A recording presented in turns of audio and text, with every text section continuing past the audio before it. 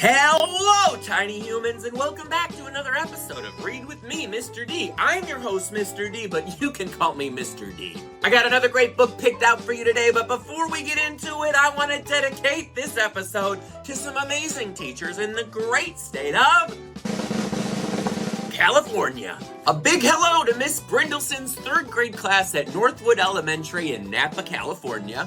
Miss Anderson's second grade class at Westlake Hills Elementary in Westlake Village, California. And Miss Wigger's second grade class at Millview Elementary in Madera, California. California's an amazing state. Here's some facts about it. California is the third largest state in the U.S. with a population estimate of 39 million people. The most populated city in California is Los Angeles, which is home to the one and only Hollywood. Hollywood is where the majority of your favorite movies and TV shows are made. Los Angeles is also home to Disneyland and Universal Studios. The state sport of California is surfing, dude. Surfing is a sport where you use a board to ride on top of water while the waves are moving. I tried surfing a few times and trust me, way harder than it looks. The state fruit of California is an avocado, which you might have not known is a fruit, but yep, it's a fruit. Avocados are used in delicious meals such as guacamole, avocado toast, and of course, a California Club sandwich. The state tree is the California redwood, which are absolutely gigantic. They can grow up to 379 feet tall. Last year I visited Redwood National and State Park in Northern California. Here's a picture from my trip. Look how huge that thing is! California is also one of the best places to grow grapes in the United States. Grape juice is my favorite. Really old grape juice. Really old grape juice. Which is exactly what helped me pick this week's book. This week I'll be reading The Sour Grape by Jory John and Pete Oswald. Let's get into it, shall we? I'm a grape. A sour grape. Grrr. If somebody upsets me, I'll remember it. If somebody wrongs me, I won't forget it. If somebody insults me, I'll never ignore it. Nope. See that banana over there? That banana slipped and bumped into me, so I'm holding a grudge. See that orange? That orange didn't call me back for a week. Grudge. See that lime? That lime borrowed my scarf and never returned it. Grudge. I suppose I've got pretty thick skin for a grape. Nobody steps on this grape. Grrr. Granted, I wasn't always this way. I grew up in a close-knit bunch. There were about 3,000 of us in our little community. We were so sweet to each other. You look nice today. So do you. No, you do. We all lived on a vine. Sure, it was a bit claustrophobic, especially when we were trying to get ready in the morning. Are you done in there? Come on! But my family was ripe with humor, goodwill, and warmth. We did our best with what we had. Are you gonna finish that? My grandparents visited on weekends. We'd stroll in the sun, and they'd teach us what they knew.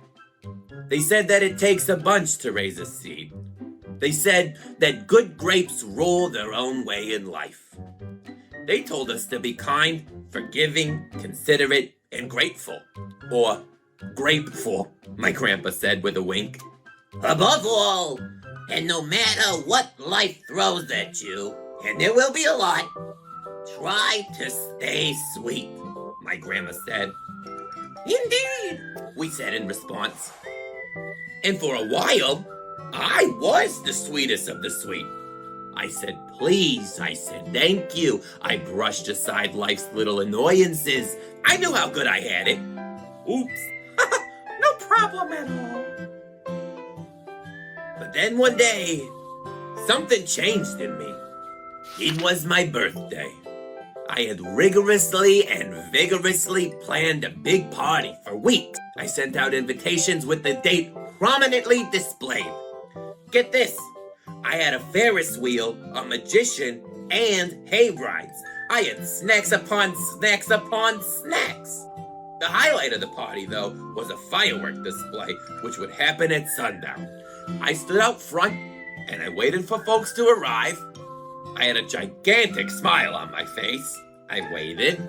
Everyone was a little late, it seemed. No big deal, no big whoop. So I waited. A tumbleweed rolled by. A coyote howled in the distance. The sun sank behind the hills, and I waited. Nobody showed up. And I mean nobody. By the time the fireworks show started, with me as the sole spectator, I was scowling. I considered everybody I'd invited, and only one thought came to mind. Grudge, grudge, grudge, grudge, grudge, grudge, grudge, grudge, grudge. After that, my personality became something else entirely. I went from a sweet grape to a bitter grape to a snappy grape. Who moved my chair? Finally, I became a sour grape. I started holding minor grudges that eventually became major grudges. Why don't you watch where you're going?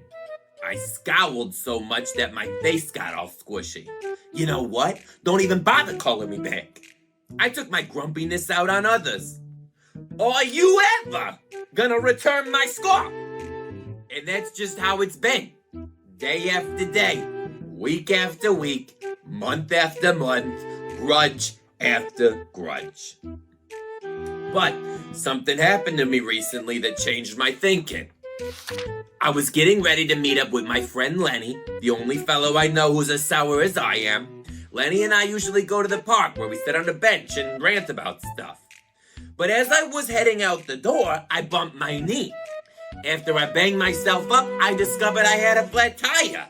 Then I missed the bus. And the next bus was late. Finally, I got off at the wrong stop.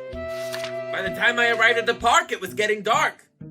Lenny was fuming and furious with a frown and a furrowed forehead. His face looked all squishy.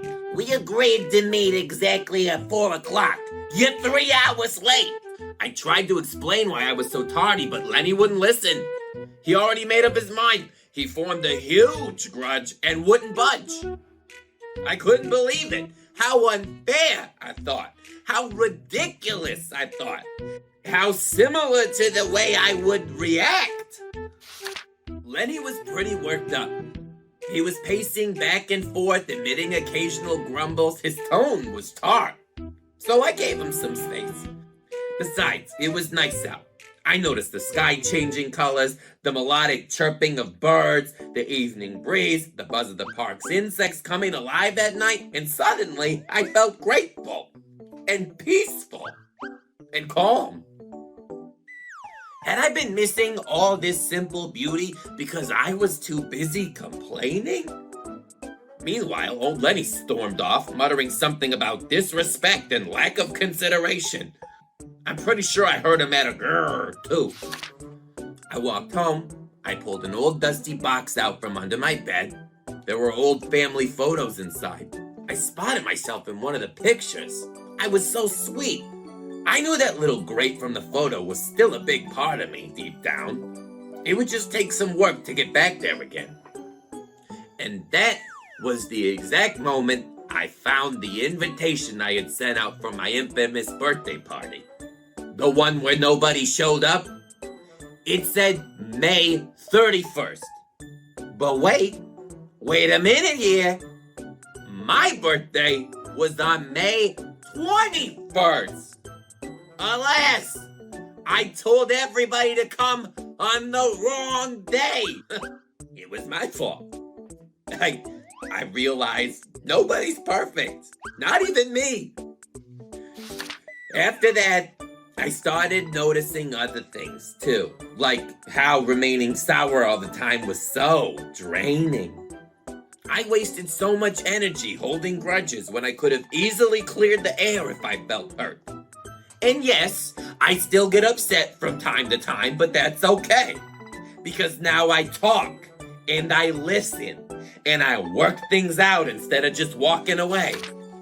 My sourness is fading. I'm letting go of all my grudges. And hey, it's working. Slip-ups happen. I'm just glad you're okay. Oh, thanks. That scarf looks sublime on you. Why don't you keep it? Really? You're the best. Aren't you glad we got to catch up? I'm so grateful that we did. Sure. Sometimes I still get a little bit grrr when I'm frustrated. Like this. Grrr. But then I move on. My face is less squishy, too. Oh, and don't worry. Things are okay with Lenny again. Gosh, I'm sorry I'm late. You must be furious. Nah, no big deal, my friend. You know what? If you look at things in the right sort of way, and if you remember to be kind, considerate, forgiving, and grateful, life really can be pretty sweet. Yes, indeed. I love this book. It always reminds me that it's okay to be upset, but don't be upset for too long because you'll miss out on the great things in life. Thanks for tuning in for another episode. Make sure that you, your teacher, or your parents subscribe to the page, and we'll see you next time for another episode of Read with me, Mr. D. Bye, guys.